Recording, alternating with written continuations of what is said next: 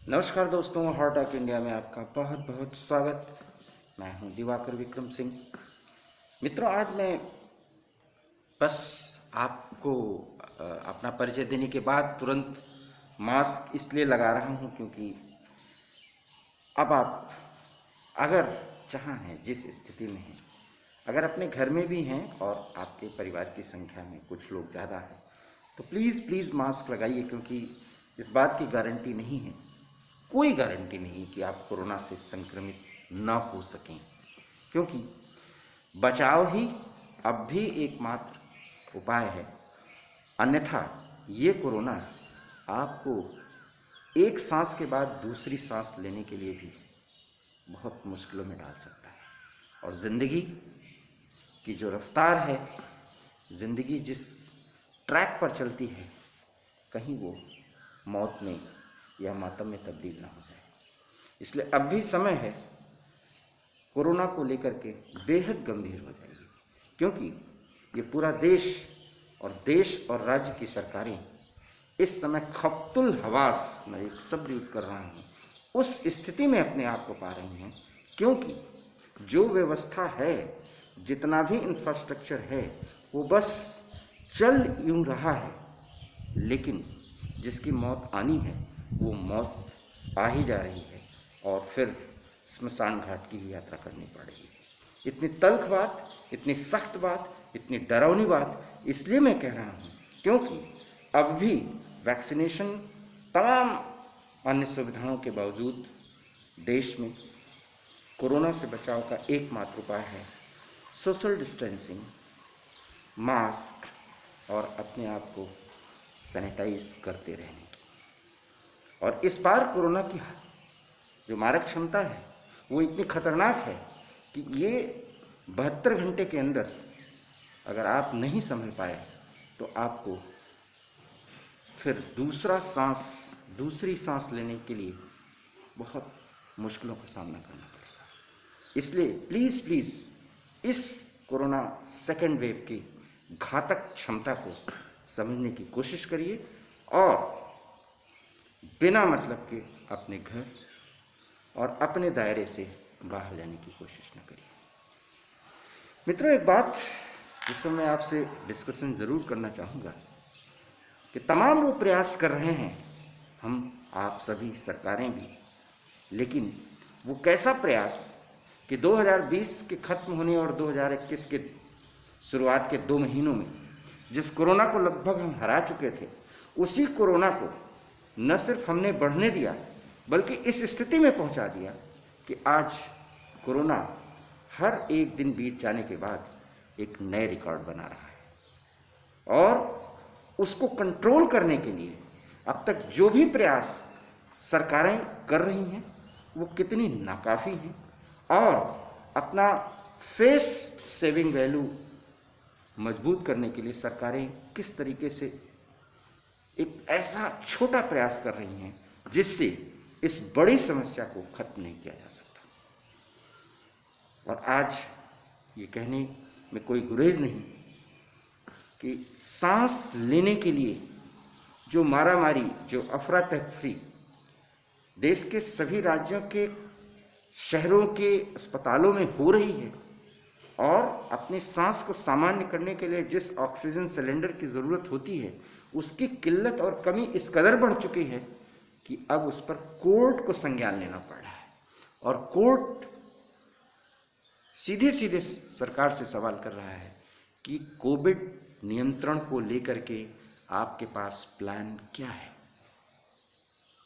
और सरकार को बताना पड़ेगा, केंद्र सरकार को खास करके, कि वास्तव में प्लान है क्या। और ये प्लान सिर्फ इंफ्रास्ट्रक्चर उपलब्ध करा देने के बाद, यकीन मानिए, आने वाले जून तक किसी भी स्थिति में कोरोना के बढ़ते कहर को रोकने में नाकाफ़ी है। इसलिए हम ऑक्सीजन सिलेंडर भी उपलब्ध करा दें, प्लांट्स भी बैठा दें, और इसमें जो भी राजनीति और राजनीतिक दोषारोपण एक दूसरे पर करना हो वो कर लें। लेकिन सच्चाई यही है कि एक सख्त निर्णय और एक सीमित लॉकडाउन के बगैर इस देश में इस घातक कोरोना को और उस चेन को नहीं तोड़ा जा सकता है जिस चेन को तोड़े बगैर हम इस कोरोना को खत्म करने की शुरुआत नहीं कर सकते। और इसके लिए ज़रूरी है कि जो राज्य सरकारें अपने अपने स्टेट्स में बदहाली और खराब होती स्वास्थ्य स्थिति और स्वास्थ्य सेवाओं के कारण लॉकडाउन लगा रहे हैं, जिसमें महाराष्ट्र ने शुरुआत कर दी है। स्थिति मध्य प्रदेश की भी वही है, हालांकि वहाँ के कई जिलों में, भोपाल सहित कई जिलों में सख्त लॉकडाउन, नाइट कर्फ्यू नहीं, कोरोना कर्फ्यू नहीं, सख्त लॉकडाउन की स्थिति चल रही है। उस लॉकडाउन पीरियड से लोग गुजर रहे हैं। बड़ा सवाल है कि ये जो लॉकडाउन्स किए जा रहे हैं उससे न तो इस कोरोना का चेन टूटेगा और न जिस आर्थिक स्थिति को हम बचाने के लिए ये सब कवायद कर रहे हैं उसको बचा पाएंगे। इसलिए ज़रूरत है कि इस कोरोना को खत्म करने के लिए सेंट्रल कमांड में स्वास्थ्य गाइडलाइंस, स्वास्थ्य सेवाएं और एक अत्यंत सीमित लॉकडाउन अर्थात 7 से 10 दिन का कम से कम किया जाए। और उसके करने के बाद इस कोरोना का एक चैन जिसके टूटने की संभावना बनेगी, ये भी नहीं है कि टूट ही जाएगा, तब हम इस कोरोना को 2020 के अंदाज में हरा सकते हैं। अन्यथा ये जो सीमित और किस्तों में लॉकडाउन की प्रक्रिया राज्य सरकारों द्वारा चलाई जा रही है, उसका कोई बहुत बड़ा फायदा फिलहाल न होता दिख रहा है और न हो आगे दिखेगा, क्योंकि एक तरह से पूरी की पूरी जो सामाजिक आप कह सकते हैं व्यवस्था है और जो आधुनिक सुविधाएं हैं, आवागमन की सुविधाएं हैं और एक राज्यों से दूसरे राज्यों में आने जाने की सुविधाएं हैं, उसको उसी तरह फिलहाल सस्पेंड करने की ज़रूरत है, बंद करने की ज़रूरत है जो हमने 2020 में किया था। चाहे इसके लिए कोई आर्थिक क्षति हमें उठाना पड़े, ये देश के लोगों को इसके लिए तैयार होना ही पड़ेगा,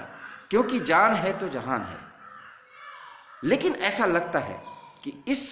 कोरोना 2 में हर एक पक्ष,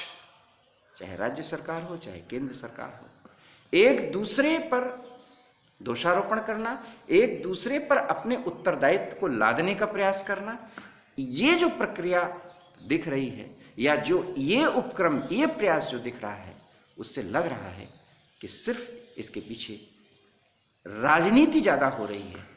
और जो काम होना चाहिए, ऐसा नहीं काम नहीं हो रहा, जो काम होना चाहिए वो नहीं किया जा रहा है। इसलिए इस कोरोना को खत्म करने के लिए एक सख्त कड़वे घूंट को पिलाने की ज़रूरत है, पीने की ज़रूरत है। अन्यथा कोरोना कितने घरों में प्रवेश कर जाएगा इसका अभी अंदाज़ा ही नहीं है, क्योंकि अभी उत्तराखंड, बंगाल और पूर्वोत्तर के कुछ राज्यों में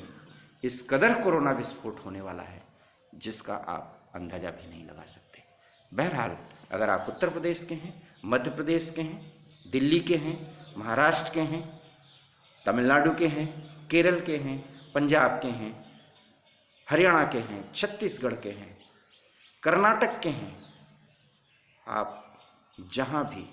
जिस जिले में, जिस गांव में अगर आप रह रहे हैं, तो कोरोना आपके घर में इस कदर दस्तक दे चुका है, कोरोना से संबंधित इस कदर भयावह न्यूज़ आपको मिल रही होगी कि आपकी रूह कांप रही होगी। इस दहशत और मुश्किल भरे ज़िंदगी से निजात पाने का एक ही तरीका है, पूरे देश में एक बार फिर लॉकडाउन की घोषणा की जाए, ताकि इस कोरोना को हराने की